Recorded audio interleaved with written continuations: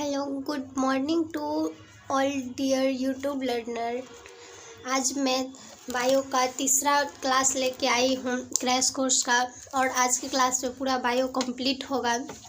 आज का क्लास आप ज़रूर सीन करें, ज़रूर इस वीडियो को पूरा देखें, क्योंकि इस वीडियो में पूरा ऐसा क्वेश्चन बताएंगे जो हर बार इम्पोर्टेंट 5 मार्क्स कम से कम पूछा जाता है, और ज़्यादा से ज़्यादा सबसे ज़्यादा इसी चैप्टर से क्वेश्चन पूछा जाता है।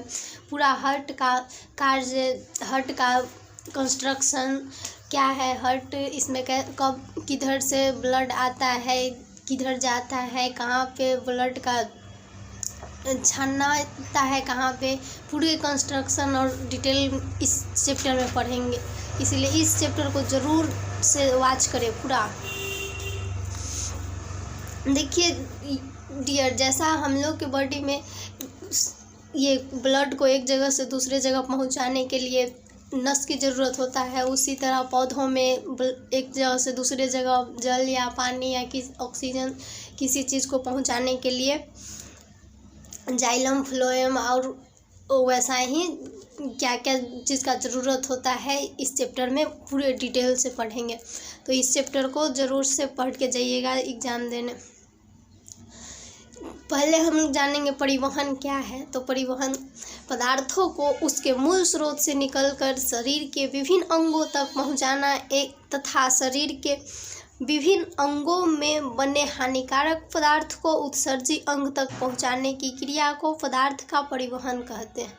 मतलब हमारे शरीर में जो भी ज़रूरी चीज़ है उसको एक जगह से दूसरे जगह पहुंचाने, और जो भी ज़रूरी चीज़ मतलब जैसे भोजन पच गया तो उसको बाहर निकालने के लिए जो भी क्रिया होगा वो सब परिवहन कहलाएगा।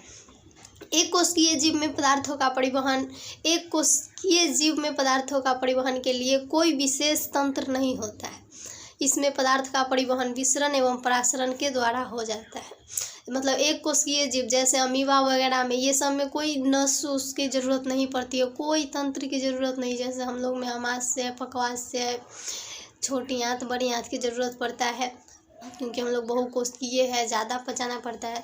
बट एक कोशिकीय जीव में केवल विसरण एवं परासरण के द्वारा पदार्थों का परिवहन हो जाता है। ये ऑब्जेक्टिव क्वेश्चन में आएगा कि पदार्थों का परिवहन एक कोशिकीय जीव में कैसे होता है, तो विसरण एवं परासरण द्वारा। बहुकोशिकीय जीवों में पदार्थों का परिवहन, बहुकोशिकीय जीवों में पदार्थों का परिवहन के लिए एक विशेष तंत्र होता है जिसे परिवहन तंत्र, सर्कुलेटरी सिस्टम कहते हैं। परिवहन तंत्र किसमें होता है? बहुकोशिकीय जीवों में पदार्थों का परिवहन कैसे होता है? परिवहन तंत्र के द्वारा। आगे, उच्च वर्गीय पौधों में पदार्थों का परिवहन के लिए विशेष तंत्र होता है जिसे संवहन तंत्र कहते हैं। पौधों में पदार्थ को एक जगह से दूसरे जगह तक पहुंचाने के लिए जो तंत्र का यूज होता है उसको संवहन तंत्र कहते हैं। संवहन तंत्र 2 प्रकार के होते हैं। कौन कौन? जाइलम एवं फ्लोएम। मतलब पौधों में विशेष परिवहन के लिए जो अंग होता है वो क्या होता है? जाइलम एवं फ्लोएम। अब जानेंगे जाइलम क्या है। जाइलम द्वारा जल तथा खनिज लवण जड़ से पत्ती तक पहुंचता है। जड़ से पत्ती तक पौधा में खनिज लवण कैसे पहुंचता है? जड़ से पत्ती तक, तो जाइलम के द्वारा पहुंचता है नीचे से। और इसको याद भी रखेंगे, जड़ से जाइलम और जड़ से जड़। जड़ से पत्ती तक पहुंचाने के लिए कौन सा अंग भाग लेता है? ऑप्शन में रहेगा जाइलम, फ्लोएम, दोनों इनमें से कोई नहीं, तो क्या आंसर होगा? जाइलम। याद रखिएगा, जड़ से जड़ और जड़ से जाइलम। बहुत आसान ट्रिक है याद रखने का। आगे है फ्लोएम। पत्ती में बना भोजन फ्लोएम द्वारा ही पौधों के विभिन्न भागों में पहुंचता है। मतलब पौधों के विभिन्न भागों में भोजन कैसे पहुंचता है? तो जो पत्ती में बनता है वो तो फ्लोएम के द्वारा। जड़ से पत्ती में जाता है जाइलम के द्वारा, और पत्ती से विभिन्न भागों में जाता है फ्लोएम के द्वारा। अब जाइलम फ्लोएम में अंतर देखेंगे। जाइलम, इसमें जल तथा खनिज लवण का संवहन जड़ से पत्ती तक होता है। जाइलम जड़ से पत्ती तक ले जाता है, और फ्लोएम में इसमें पत्ती में बना भोजन पौधों के विभिन्न भागों में जाता है।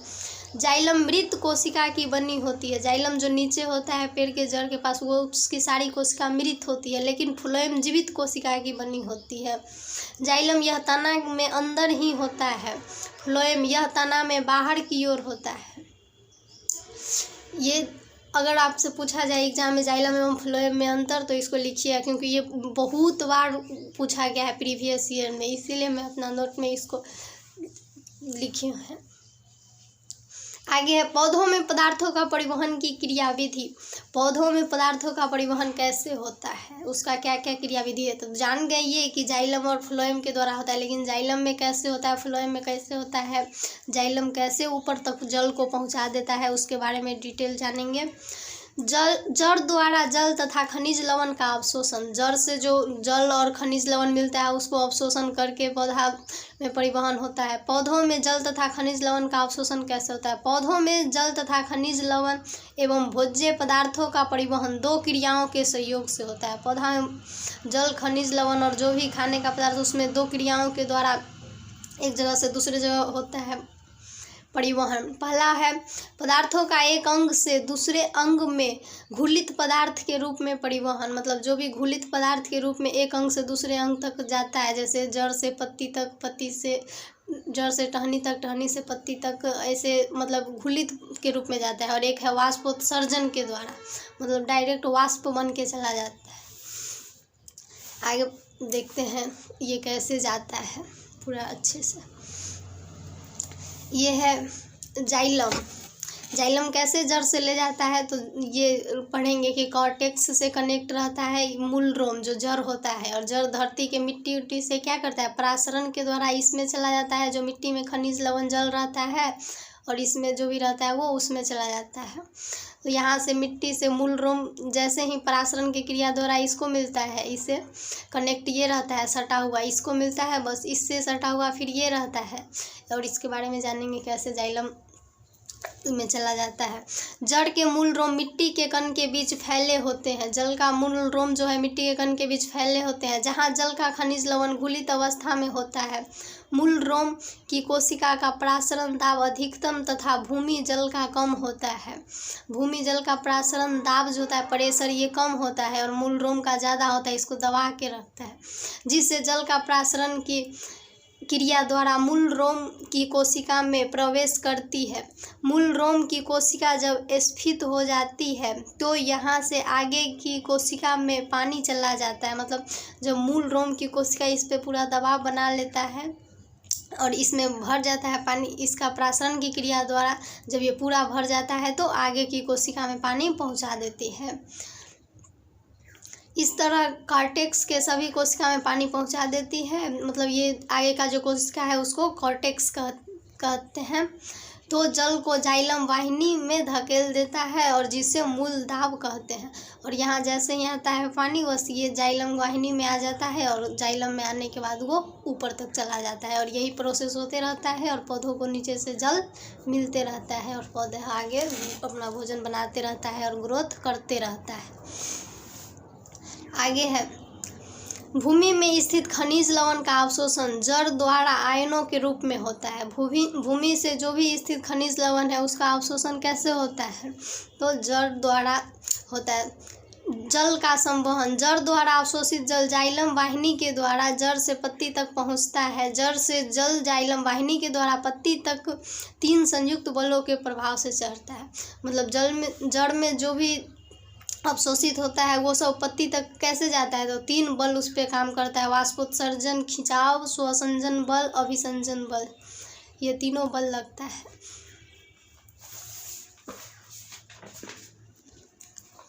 आगे देखेंगे वाष्पोत्सर्जन खिंचाव क्या है। पौधों में वायवीय भागों से जल का वाष्प के रूप में बाहर निकलता है। मतलब पौधों से जो वायवीय श्वसन होता है उसमें जल क्या होता है, वाष्प के रूप में बाहर निकल जाता है, जो क्रिया को वाष्पोत्सर्जन कहते हैं। वाष्पन की क्रिया मुख्य रूप से पत्ती में स्थित रंध्र या स्टोमाटा द्वारा होता है। वाष्पोत्सर्जन की क्रिया कैसे होता है, इसका पूरा डिटेल। वाष्पोत्सर्जन की क्रिया पत्ती में स्थित स्टोमाटा के द्वारा होता है। स्टोमाटा में 2 रोम के बीज के आकार की कोशिका होती है जिसे गार्ड सेल या रक्षक कोशिका कहते हैं, तथा बीच में एक छिद्र होता है। स्टोमाटा के खुलने और बंद होने से वाष्पोत्सर्जन की क्रिया होती है और स्टोमाटा बंद होता है। मतलब स्टोमाटा क्या रहता है, सेम के बीच के आकार का एक कोशिका है, उसमें गार्ड, जिसको गार्ड सेल या सेल रक्षक कोशिका कहते हैं, उसके बीच में छिद्र होता है छोटा छोटा, जो स्टोमाटा को खुलने और बंद होने से वाष्पोत्सर्जन होता है। वही छिद्र जब बंद हो जाता है तो वाष्पोत्सर्जन रुक जाता है, और खुल जाता है तो वाष्पोत्सर्जन हो जाता है। दोस्तों, अब पौधों में परिवहन खत्म हुआ, जंतुओं में परिवहन पढ़ेंगे। पौधों में जान के हैं कि एक जगह से दूसरे जगह जल या पत्ती में बना भोजन कैसे पहुंचता है, कैसे पौधा ग्रोथ करता है। अब पहुंचेंगे जंतुओं में या मानव में, जंतु के अंतर्गत मानव भी आता है, तो ये सब में कैसे होता है। तो उच्च जंतुओं में पदार्थों का परिवहन के लिए विशेष तंत्र होते हैं, जिसे परिवहन तंत्र कहते हैं।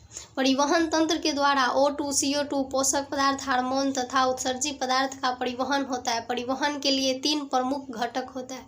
जंतुओं में क्या होता है, एक विशेष तंत्र होता है जिसे परिवहन तंत्र कहते हैं, जिसके द्वारा क्या होता है, हम जो सांस लेते हैं नाक से या छोड़ते हैं, ये सब एक जगह से दूसरे जगह कैसे आता जाता है, परिवहन तंत्र के द्वारा।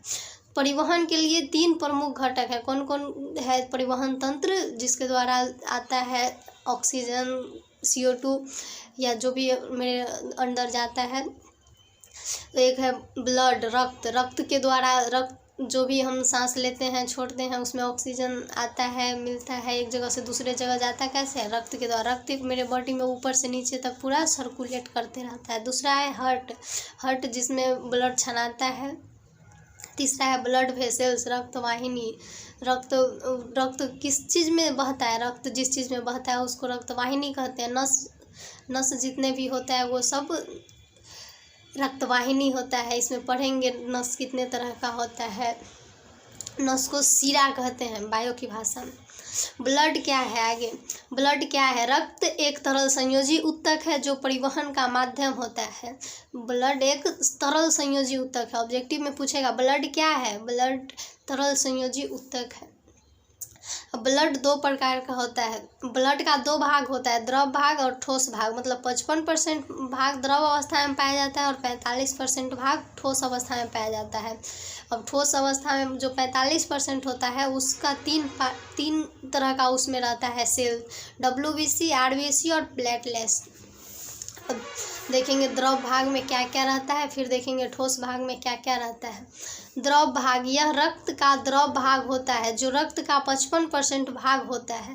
प्लाज्मा में 90% से 92% जल, 7 से 8% प्रोटीन, 1.8% लवण, 0.5% ग्लूकोज तथा 0.2% अन्य पदार्थ पाया जाता है। ये सभी द्रव पदार्थ में इतना चीज़ रहता है। और प्लाज्मा में क्या रहता है, प्लाज्मा में उपस्थित 3 तरह के प्रोटीन होता है, अल्बुमिन, ग्लोबुलिन, फाइब्रोनोजेन। ये तीनों प्लाज्मा में उपस्थित प्रोटीन है। आगे सेल्स, कोशिकाएं, तो ये केवल सेल्स नहीं, यहाँ ब्लड सेल्स होना चाहिए। कौन कौन सेल्स होता है ब्लड का, तो 3 होता है। यह रक्त, ब्लड सेल्स क्या होता है, यह रक्त को ठोस भाग होता है। रक्त का जो ठोस भाग होता है ब्लड सेल्स होता है, जो रक्त का 45% भाग होता है। कोशिका 3 तरह के होता है। कौन कौन होता है, RBC, red blood cells, WBC, white blood cells और प्लेटलेट्स। ये तीनों ब्लड सेल्स का पार्ट है। आगे रेड ब्लड सेल्स क्या है, इसकी कोशिका उभय उत्तल होती है, इसमें केंद्रक नहीं पाया जाता है। RBC में क्या होता है, केंद्रक नहीं पाया जाता है। इसकी संख्या प्रति घन मिलीलीटर में 45 से 50 लाख होता है। इसका निर्माण अस्थि मज्जा में होता है। लाल रक्त, ये RBC का निर्माण कहाँ होता है, ऑब्जेक्टिव में पूछा जाएगा, अस्थि मज्जा में होता है। लाल रक्त कोशिका में होम्योग्लोबिन नामक प्रोटीन पाया जाता है। होम्योग्लोबिन किस में पाया जाता है, ऑब्जेक्टिव में आएगा RBC, WBC, प्लेटलेट्स, तो RBC लाल रक्त कोशिका में, जिसके कारण रक्त का रंग लाल होता है। 100 ml रक्त में 12 ग्राम होम्योग्लोबिन पाया जाता है। 100 ml रक्त में कितना होम्योग्लोबिन पाया जाता है, 12 ग्राम होम्योग्लोबिन पाया जाता है। अब RBC खत्म हुआ, इसके आगे देखते हैं RBC का कार्य।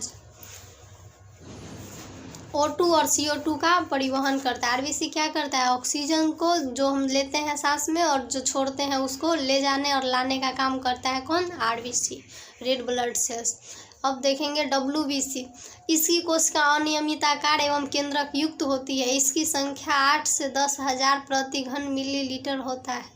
इसकी कोशिका में होम्योग्लोबिन नहीं पाया जाता है, जिसके कारण इसका रंग सफ़ेद होता है। क्या था, लाल रंग में मतलब रेड ब्लड सेल्स में होम्योग्लोबिन पाया जाता था, लेकिन वाइट ब्लड सेल्स में होम्योग्लोबिन नहीं पाया जाता है और इसका कोई नियमित आकार नहीं है। जबकि RBC का नियमित आकार था, उभय उत्तल दिखता था। इसमें क्या होता है, 8 से 10,000 प्रति घन मिलीलीटर होता है इसकी संख्या WBC का। एक घन मिलीलीटर ब्लड में 8 से 10,000 WBC पाया जाता है। ठीक है, आगे देखेंगे WBC में कौन कौन कोशिका होता है। WBC में 5 तरह का कोशिका होता है: न्यूट्रोफिल, लिम्फोसाइट, मोनोसाइट, एसिनोफिल और पेसाफिल। आगे WBC को रोग निरोधी क्षमता को बढ़ाता है। वो RBC का कार्य क्या था, O2 और CO2 का परिवहन करता था, लेकिन WBC क्या है, रोग निरोधी क्षमता को बढ़ाता है। WBC जिसके पास कम रहेगा वो उसको बीमार होता है तो वो जल्दी ठीक ही नहीं होता है, क्योंकि उसके रोग निरोधी क्षमता कम जाता है। आगे प्लेटलेट्स, यह RBC से छोटी केंद्रक युक्त कोशिका होती है। प्लेटलेट्स कितना होता है, RBC से छोटा होता है। इसकी संख्या 2,40,000 प्रति घन मिलीलीटर होता है। 1 घन मिलीलीटर में प्लेटलेट्स की संख्या 2,40,000 होता है। यह रक्त को जमने में मदद करता है। रक्त को जमने में कौन मदद करता है, प्लेटलेट्स। ये ऑब्जेक्टिव में ज़रूर पूछेगा। आगे देखेंगे अब हार्ट।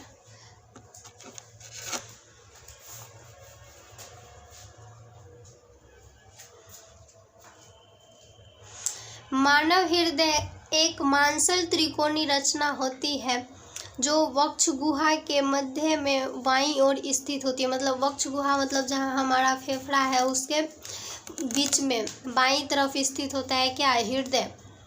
हृदय चारों ओर से एक रचना से घिरी होती है जिसे प्रेकार्डियम कहते हैं। हृदय के चारों ओर क्या होता है, एक रचना होता है, मतलब एक ऐसा बनाया हुआ है कि उसके अंदर में हृदय एकदम सेफ है, तो उसको क्या कहते हैं, जिसमें हृदय रहता है, प्रेकार्डियम। प्रेकार्डियम की झिल्ली के बीच एक द्रव भरा रहता है जिसे प्रेकार्डियल द्रव कहते हैं। उस पर जो उसका झिल्ली बना है जिससे हार्ट ढका हुआ रहता है, उसमें एक द्रव रहता है जिसको प्रेकार्डियल द्रव कहते हैं। हृदय के घर्षण तथा बाहरी आघातों से बचाता है। मतलब बाहर की कोई भी आघात हो या ज़्यादा खाने पीने से अगर उसमें ये होता है, उसको आघात पहुंचता, वो सबसे ये बचाता है हृदय को। हृदय के ऊपरी भाग को अलिंद तथा निचले भाग को निलय कहते हैं। हृदय का जो ऊपर का पार्ट है, हाफ से ऊपर, उसको अलिंद और आधा से नीचे के पार्ट को निलय कहते हैं। हृदय की आंतरिक रचना। अब हृदय के बारे में अच्छे से पढ़ने के लिए उसका कंस्ट्रक्शन पढ़ेंगे, हृदय कैसे बनता है, क्या क्या होता है हृदय में। हृदय के आंतरिक रचना के अध्ययन के लिए इसके उदग्र काट ली जाती है। हृदय के बीच एक भित्ति होता है। हृदय के बीच ये क्या है, एक भित्ति है जो हृदय को 2 अलिंद और 2 निलय में विभक्त करता है। यही है कि इस इधर का पार्ट बायां और इधर दायां, इधर का बायां अलिंद ऊपर में, नीचे बायां निलय, फिर इधर ऊपर में दायां अलिंद और नीचे दायां निलय, इसमें विभक्त करता है। कौन करता है विभक्त, एक भित्ति होता है हृदय में जो। इस प्रकार हृदय में 4 प्रकोष्ठ होता है जो दायां एवं बायां अलिंद तथा 2 दायां एवं बायां निलय, मतलब दायां और बायां 2 अलिंद हुआ और दायां और बायां 2 निलय हुआ। ये चारों प्रकोष्ठ, मतलब मानव हृदय में कितने प्रकोष्ठ पाए जाते हैं, तो 4 प्रकोष्ठ पाए जाते हैं।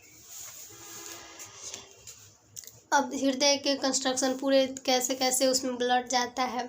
दोनों अलिंद अपनी ओर से निलय में एक छिद्र द्वारा खुलता है जिसे अलिंद छिद्र कहते हैं। इस छिद्र पर कपाट लगे होते हैं, मतलब अलिंद ऊपर में था और निलय नीचे में था, तो अलिंद से निलय में जो खुलता था एक छिद्र के द्वारा, जिसको आलिंद छिद्र कहते हैं। ये छिद्र के द्वारा ऊपर में आलिंद और नीचे में निलय था जिसमें रक्त जा रहा था। इस छिद्र पर कपट लगे होते हैं। दाएं अलिंद निलय छिद्र पर त्रिदलीय कपाट एवं बाएं अलिंद निलय छिद्र पर द्विदलीय कपाट लगे होते हैं। ये कपाट रक्त को अलिंद से निलय में आने देता है, लेकिन निलय से अलिंद में जाने नहीं देता है। मतलब जो भी विभिन्न बॉडी के विभिन्न पार्ट से अलिंद में आया उसको नीचे आने देता है कौन? एक जो कपाट लगा रहता है द्विदलीय और त्रिदलीय। बाएं अलिंद में त्रिदलीय और दाएं में द्विदलीय जो रहता है वो आने देता है ब्लड को, लेकिन फिर जाने नहीं देता है। आगे, शरीर के विभिन्न भागों से अशुद्ध रक्त अग्र एवं पश्च महाशिरा के द्वारा दाएं अलिंद में खुलता है। शरीर के जो विभिन्न पार्ट होता है उसमें जो अशुद्ध रक्त होता है वो कैसे खुलता है? तो अग्र एवं पश्च महाशिरा के द्वारा अलिंद में खुलता है।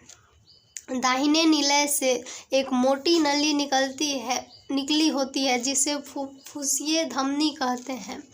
यह रक्त को दाहिने निलय से फेफड़े में शुद्ध करने के लिए जाता है। फेफड़े से शुद्ध रक्त फुफ्फुसीय शिरा के द्वारा बाएं अलिंद में जमा हो जाता है। बाएं निलय से एक मोटी नली निकलती है जिसके द्वारा शुद्ध रक्त शरीर से विभिन्न भागों में पहुंचाया जाता है। इसको पढ़ना बहुत ज़रूरी है, बहुत अच्छे से। शरीर के विभिन्न भाग में जो भी अशुद्ध रक्त होता है वो कैसे आता है हृदय में? तो अग्र एवं पश्च महाशिरा के द्वारा। ये है अग्र एवं पश्च महाशिरा, ये पश्च महाशिरा और ये अग्र महाशिरा, ये दोनों के द्वारा आता है कैसा रक्त? अशुद्ध रक्त। अब उसके बाद क्या होता है? दाहिने निलय से एक मोटी नली निकलती है जिसे फुफ्फुसीय धमनी कहते हैं।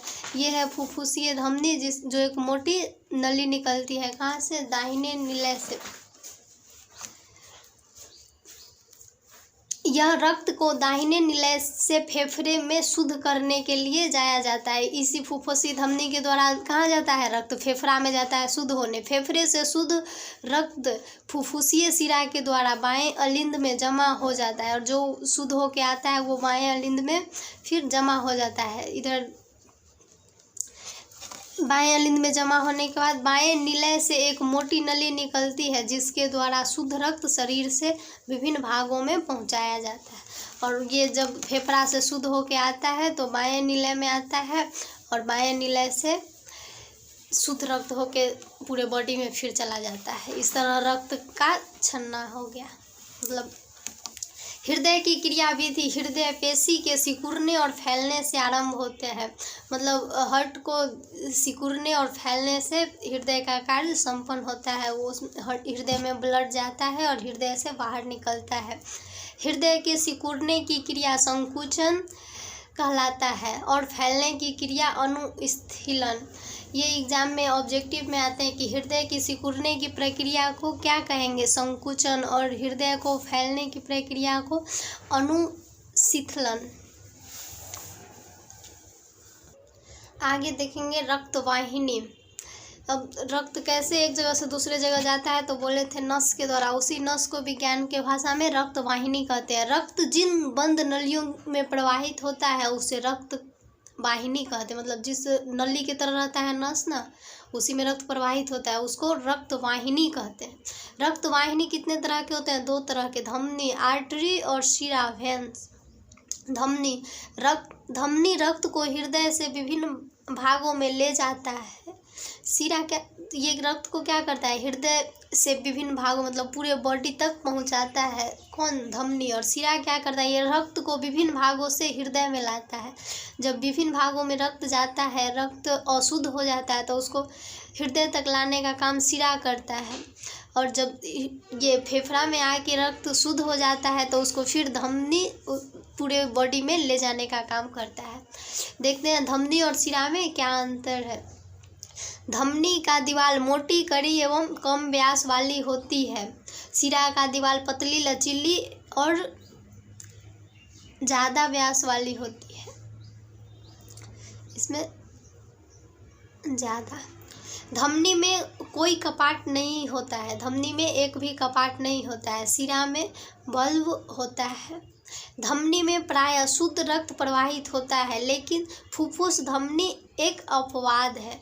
मतलब धमनी में केवल शुद्ध रक्त ही एक जगह से दूसरे जगह जाता है, लेकिन एक फुफ्फुस धमनी है जिसमें केवल अशुद्ध रक्त का प्रवाह होता है। ये भी धमनी ही है, लेकिन इसमें अशुद्ध रक्त का प्रवाह होता है। शिरा में अशुद्ध रक्त प्रवाहित होता है। शिरा में पूर्ण हमेशा अशुद्ध रक्त ही आता है। पूरे बॉडी में जो रक्त अशुद्ध हो जाता है वो शिरा में आ जाता है। धमनी शिरा की गहराई में पाई जाती है। शिरा के अंदर ही धमनी पाया जाता है। शिरा त्वचा के नीचे पाया जाता है। त्वचा के नीचे जो नस कभी कभी दिखता है वो शिरा कहलाता है। धमनी लाल रंग की दिखाई देती है, शिरा नीला रंग की दिखाई देती है। हमें जो नस दिखता है वो नीला रंग के रहता है, इसका मतलब है कि वो शिरा रहता है। और धमनी लाल रंग की होती है जो हमें दिखाई नहीं देती है। आगे पढ़ेंगे लसिका। अच्छा, केशिकाएं, ब्लड कैपिलर्स। धमनी विभिन्न शाखाओं में बंटकर धमनिकाएं बनाती है। ये धमनिकाएं पुनः विभिन्न शाखाओं में बंटकर पतली महीन केश जैसी नली बनाती है, जिसे रक्त केशिकाएं कहते हैं। रक्त केशिकाएं क्या होता है? तो धमनी के अंदर पतली महीन केश जैसी नली होती है। यह केशिकाएं पुनः मिलकर सिरकाएं बनाती है। सिरकाएं संयोजी होकर मोटी नली बनाती है, जिसे शिरा कहते हैं। शिरा का पूरा मतलब शिरा कैसे बना होता है इसमें दिया है। आगे है लसिका। कोशिका चारों ओर से एक प्रकार के द्रव्य से घिरी होती है, जिसे उत्तक द्रव कहते हैं। कोई भी कोशिका के लास्ट में एक द्रव से घिरा हुआ रहता है, जिसको उत्तक द्रव कहते हैं। उत्तक द्रव जब वाहिनियों में एकत्र होता है तो उसे लसिका कहते हैं। और यह उत्तक द्रव जब हमारे बॉडी के वाहिनियों में, जिससे मतलब ब्लड एक जगह से दूसरे जगह जाता है, उसमें चला जाता है तो इसको लसिका कहते हैं। लसिका का संगठन रक्त के प्लाज्मा के बराबर होता है। लसिका में क्या क्या होता है? दीर्घाणुओं का परिवहन होता है, उत्सर्जी पदार्थों का और हार्मोन का परिवहन होता है। अब रक्तचाप, ब्लड प्रेशर क्या है इसके बारे में, इसमें से ऑब्जेक्टिव हर बार पूछा जाता है कि सिकुड़ने समय कितना रहता है ब्लड प्रेशर, फैलने समय कितना रहता है, और कभी कभी 2 मार्क्स में ब्लड प्रेशर क्या है पूछ दिया जाता है। तो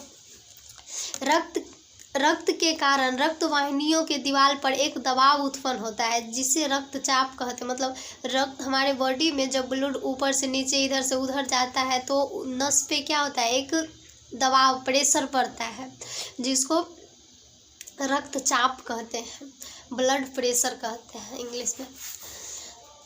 रक्तचाप का सामान्य मान 120/80 होता है, मतलब 120/80 होता है। सिकुड़ने समय 120 और फैलने समय 80। ये जब डॉक्टर चेक करते हैं तो 120/80 जिसका ब्लड प्रेशर रहता है वो नॉर्मल रहता है। इसके आसपास भी रहता है तो नॉर्मल रहता है, लेकिन जब ऊपर वाला 120 बढ़ जाता है तो ब्लड प्रेशर हाई हो जाता है, और नीचे का जब ये 80 से घट के लो बहुत कम जाता है तो ब्लड प्रेशर लो हो जाता है। रक्त वाहिनी में वसा की चर्बी जम जाने से रक्त दाब बढ़ जाता है। रक्त वाहिनी में जब वसा की चर्बी ज़्यादा तेलीय पदार्थ खाने से जम जाता है तो क्या होता है? रक्त का प्रेशर बढ़ जाता है। सामान्य मान से अधिक रक्तचाप होने पर उच्च रक्तचाप कहते हैं। जब मतलब जितना दिया हुआ है मान इससे ज़्यादा हो जाता है तो उसे हाई ब्लड प्रेशर, उच्च रक्तचाप कहते हैं। सामान्य मान से कम होने पर इसे निम्न रक्तचाप मतलब लो ब्लड प्रेशर कहते हैं। रक्तचाप को मापने के लिए एक यंत्र का उपयोग किया जाता है, जिसे स्फिग्नोमीटर कहते हैं। ये कई बार ऑब्जेक्टिव में पूछा गया है। रक्तचाप को मापने के लिए किस यंत्र का यूज करते हैं? तो स्फिग्नोमीटर। डॉक्टर ब्लड प्रेशर को कैसे मापता है? स्फिग्नोमीटर के द्वारा। तो आज का चैप्टर खत्म हुआ। अब नेक्स्ट क्लास में हम लोग पढ़ेंगे इसके आगे का चैप्टर उत्सर्जन। हमारे बॉडी में जो भी और शुद्ध पदार्थ, जो भी हमारे ज़रूरी के पदार्थ नहीं है, अवांछनीय पदार्थ, उसे शरीर से बाहर निकालने की प्रक्रिया को उत्सर्जन कहेंगे। और उत्सर्जन में कौन कौन सा अंग भाग लेता है, ये सारे का डिटेल पढ़ेंगे नेक्स्ट चैप्टर में।